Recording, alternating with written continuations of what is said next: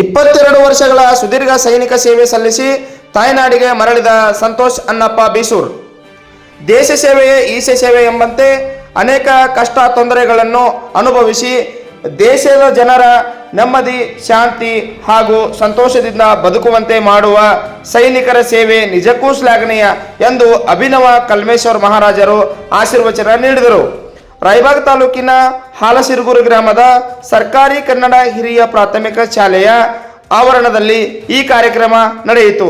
ರಾಜಸ್ಥಾನ್, ಪಂಜಾಬ್, ಜಮ್ಮು ಮತ್ತು ಕಾಶ್ಮೀರ್, ಹಿಮಾಚಲ ಪ್ರದೇಶ ಹಾಗೂ ಸಿಕ್ಕಿಂ ರಾಜ್ಯಗಳಲ್ಲಿ 22 ವರ್ಷಗಳ ಸುದೀರ್ಘ ಸೈನಿಕ ಸೇವೆ ಸಲ್ಲಿಸಿ ತಾಯ್ನಾಡಿಗೆ ಮರಳಿದ ಮೇಜರ್ ಸಂತೋಷ್ ಅನ್ನಪ್ಪ ಬೀಸೂರ್ ಅವರಿಗೆ ಸತ್ಕಾರ ಸಮಾರಂಭದ ಸಾನ್ನಿಧ್ಯ ವಹಿಸಿ ಜ್ಯೋತಿ ಪ್ರಜ್ವಲನೆ ಮಾಡುವ ಮೂಲಕ ಕಾರ್ಯಕ್ರಮಕ್ಕೆ ಚಾಲನೆ ನೀಡಿದರು.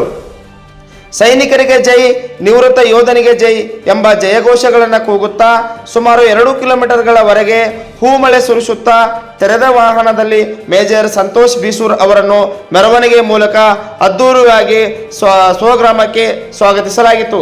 ದೇಶ ಸೇವೆ ಮಾಡಿ ಮರಳಿದ ಸೈನಿಕನಿಗೆ ಗೆಳೆಯರ ಬಳಗ ಹಾಗೂ ಮುಖಂಡರು ತಮ್ಮ ಅನಿಸಿಕೆಗಳನ್ನು ಹಂಚಿಕೊಂಡರು. ನಂತರ ನಿವೃತ್ತ ಮೇಜರ್ ಸಂತೋಷ್ ಬೀಸೂರ್ ಅವರಿಗೆ ಪೂಜ್ಯರು ಹಾಗೂ ಗ್ರಾಮದ ಮುಖಂಡರು ಶಾಲು ಮಾಲೆ ಹಾಕುವ ಮೂಲಕ ಸತ್ಕರಿಸಿ ಸನ್ಮಾನಿಸಿದರು. ಇದೇ ಸಂದರ್ಭದಲ್ಲಿ ತಂದೆ ಅನ್ನಪ್ಪ ಬೀಸೂರ್, ತಾಯಿ ಸುಶೀಲಾ ಬೀಸೂರ್, ಪತ್ನಿ ವಿದ್ಯಾಶ್ರೀ ಬೀಸೂರ್, ಮುಖಂಡರಾದ ಭೀಮು ಕೋನೆ, ಭರ್ತೇಶ್ ಪಾಟೀಲ್, ಎಚ್.ಎನ್. ಗಾಳಿ, ಮಹಾದೇವ್ ಭಾವಿ, ಶಂಕರ್ ದಳವಾಯಿ, ಸಿದ್ದಾರೂಢ ದಳವಾಯಿ, ಪ್ರಕಾಶ್ ಭೂವಿ, ಯುವರಾಜ್ ಜಾಧವ್, ಅನಿಲ್ ಕೋನೆ, ಶಿಕ್ಷಕರಾದ ಸಿದ್ದು ಮೇಜಿ ಉಪಸ್ಥಿತರಿದ್ದರು. ವರದಿ ವಿಠಲ್ ಬಡಗೇರ್, ಸ್ಯಾಟಲೈಟ್ ನ್ಯೂಸ್ ಕನ್ನಡ.